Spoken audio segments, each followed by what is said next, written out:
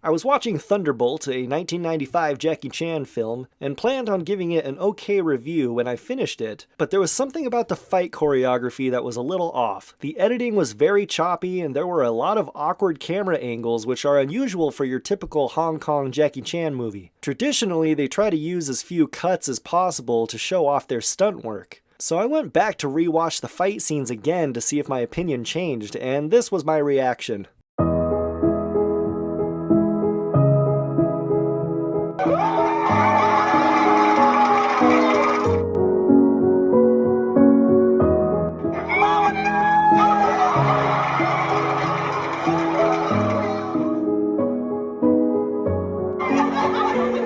I'm an adult.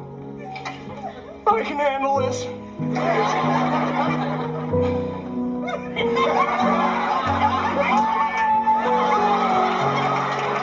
Stunt doubles! I don't watch a Jackie Chan movie to see his stunt doubles. That's like going to a Kiss concert and thinking, wow, they sound really good for their age, and then realizing that Paul Stanley was lip-syncing the whole time. Obviously, Jackie's used stunt doubles before in other films, usually when it involves some unique skill set. In the movie First Strike, for example, there is a snowboard scene, and while we see Jackie is clearly capable of keeping his balance on a snowboard, he has an obvious stunt double doing the fancier tricks. He does the same thing while riding a skateboard for the movie City Hunter. See, I'm fine with stunt doubles in those situations because I don't watch Jackie Chan movies to see his snowboarding and skateboarding skills. From what I could gather based on very reliable YouTube comments and Reddit posts, Jackie sustained a nasty injury doing a stunt for his film Rumble in the Bronx, which they show in the end credits of that film. And he was still recovering from that while filming Thunderbolt, so they had to get a stunt double to do the heavy lifting. I don't know, I think they should have just delayed the movie until he fully recovered. Maybe that would have been financially impossible, but